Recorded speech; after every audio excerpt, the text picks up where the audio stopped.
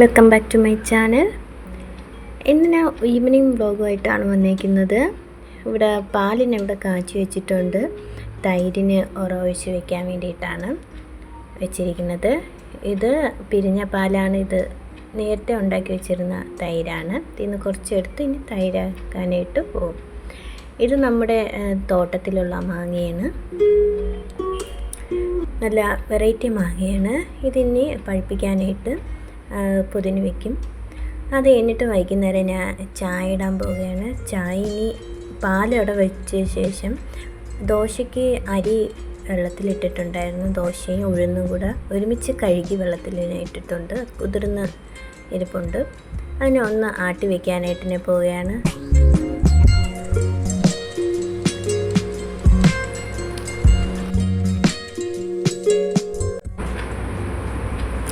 ഇന്ന് എടുത്തതിൻ്റെ ബാക്കി ചോറാണ് ഞാൻ ഇതിടുന്നത്.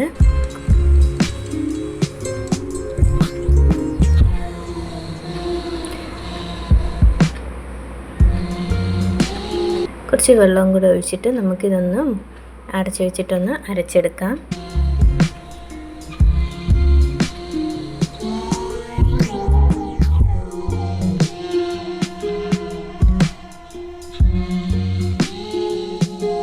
അങ്ങനെ അരച്ച് ദോശമാവിനുള്ളത് അരച്ചിട്ടുണ്ട്. പിന്നെ പാത്രം കഴുകി ഇവിടെ വെച്ചിട്ടുണ്ടായിരുന്നു. ഇതിലേക്കൊന്ന് ഒഴിച്ചു കൊടുക്കാം. ബാക്കിയുള്ളതും കൂടെ അരിയും കൂടെ ഇതിലേക്കൊന്ന് അരച്ച് നമുക്ക് ഒഴിച്ചു കൊടുക്കാം. അങ്ങനെ ദോശ അരച്ചത് ദോശമാവിനുള്ള മാവൊക്കെ അരച്ച് കഴിഞ്ഞു ഞാൻ. അത് കഴിഞ്ഞിട്ട് പാത്രങ്ങളൊക്കെ കഴുകി ഒന്ന് വയ്ക്കുകയാണ്. ചായക്ക് ഞാൻ അടുപ്പിൽ നേരത്തെ തന്നെ വെച്ചിട്ടുണ്ടായിരുന്നു. അങ്ങനെ വൈകുന്നേരത്തേക്കുള്ള പരിപാടി കഴിഞ്ഞു. ഇനി രാത്രിത്തേക്ക് പുട്ടാണ് വയ്ക്കുന്നത്. രാത്രി പുട്ടും പഴമാണ് നമ്മൾ കഴിക്കുന്നത്. അതിന് വേണ്ടിയിട്ട് ഞാൻ ഇവിടെ നനച്ച് വെച്ചിട്ടുണ്ടായിരുന്നു. ഒരു ഗ്ലാസ് മാവ് തന്നെ എടുത്തിട്ടുള്ളൂ. അത് നനച്ച് പുട്ട വയ്ക്കാൻ പോവുകയാണ്.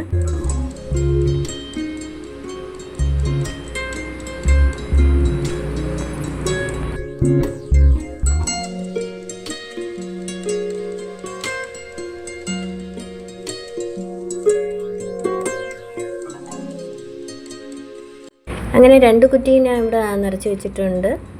ഇനി അത് വെള്ളമൊന്ന് തിളച്ച ശേഷം ഓരോ കുറ്റിയായിട്ട് വെച്ചൊന്ന് വേവിച്ചെടുക്കാം.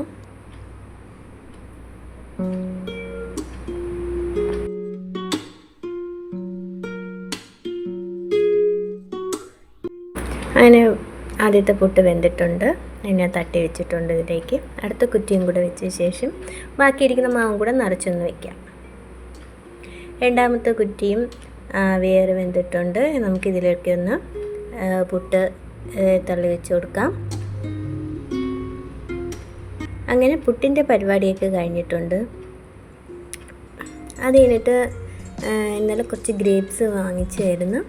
അതൊന്ന് കഴുകി അതൊന്ന് കുറച്ച് എടുത്തിട്ട് ഇതിലേക്ക് മഞ്ഞൾപ്പൊടിയും ഉപ്പും കൂടെ കഴുകിയിട്ടാണ് മഞ്ഞൾപ്പൊടി ഉപ്പും കൂടെ ഇട്ടിട്ടൊന്ന് വെള്ളത്തിലിട്ട് വയ്ക്കുന്നത്. അതിലുള്ള കീടനാശിനിയൊക്കെ പോകാൻ വേണ്ടിയും